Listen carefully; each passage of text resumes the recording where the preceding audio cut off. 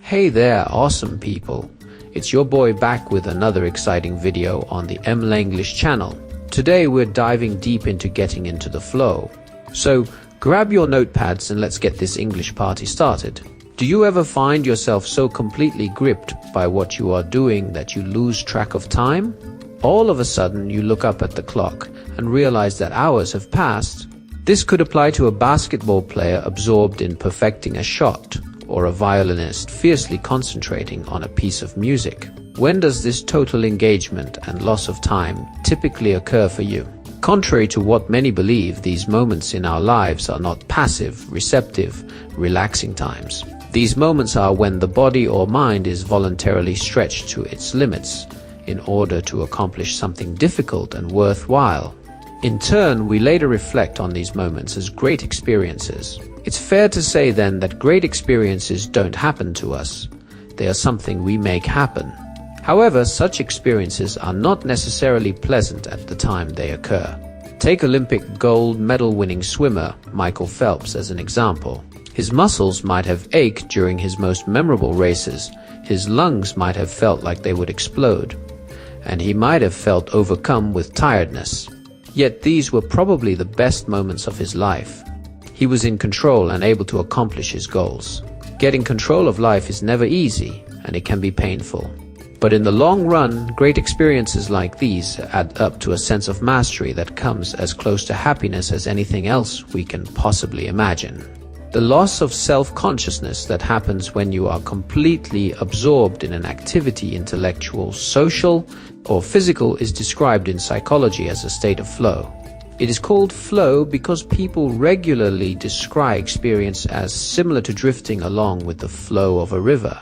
You don't have to be an Olympic swimmer or a star musician to experience flow.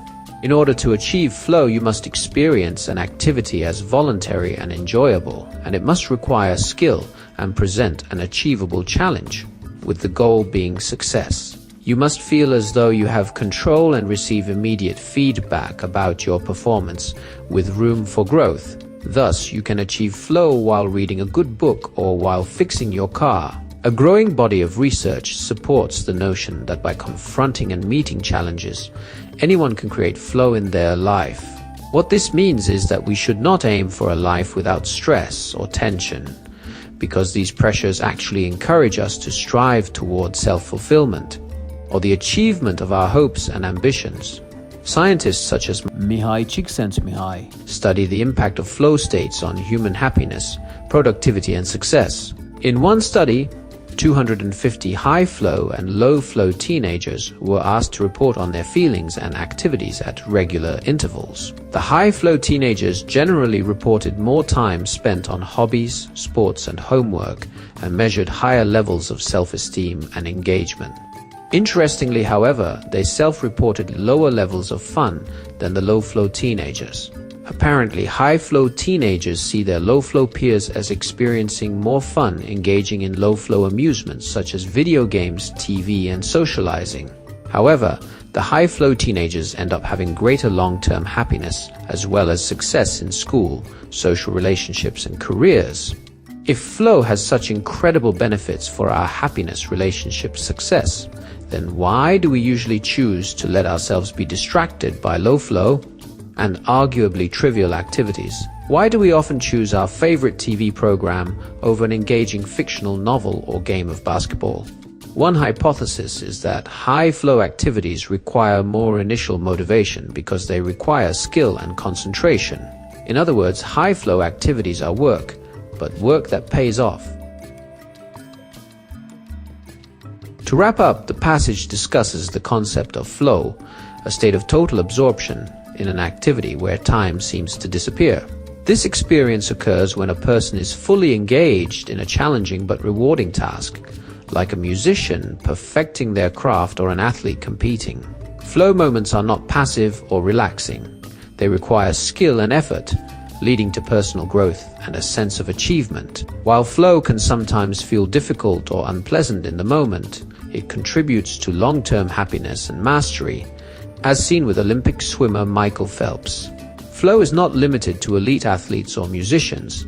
Anyone can achieve it by taking on challenges that are voluntary, enjoyable, and skill-based. Research supports that people who experience flow like high-flow teenagers may engage in more challenging activities, sports, hobbies, homework, report higher self-esteem, and enjoy greater long-term success, despite experiencing less immediate fun than those engaging in passive low-flow activities like TV or video games. The passage concludes by suggesting that while high-flow activities require more effort and motivation, they lead to greater rewards and fulfillment in the long run. Now, we're diving into some new vocabulary that will enhance your understanding of our chapter. These words will help you express ideas more clearly and enrich your discussions. Let's explore each word together, and I'll provide some context and examples to help you remember them. The first one is long run. In casual conversation, the long run typically means a distant future or the overall outcome of events over an extended period. People often say in the long run it will pay off, meaning that over time, actions will yield positive results even if there are short-term challenges. For example, studying every day might feel tiring now, but in the long run it will help you achieve better grades and improve your career opportunities. Drift. Drifting generally refers to the act of moving slowly or aimlessly without a fixed direction or purpose. It can apply to physical movement, emotional states, or even social situations. For example, after graduating, she felt like she was drifting through life, taking odd jobs but not really pursuing a career or any clear goals. Notion means an idea, belief, or concept that someone holds, often without full understanding or based on personal opinion. He had the notion that success comes easily to everyone, but he soon realized that it requires a lot of hard work and dedication. Tension means a state of mental or emotional strain, as well as physical pressure or stress. For example, there was palpable tension in the room during the debate, as each side tried to out-argue the other, making everyone feel on edge. Aim refers to a goal or purpose that someone intends to achieve. It can also mean to direct a specific effort or focus towards something. For example, her aim was to improve her writing skills by practicing every day and seeking feedback from her peer's peer.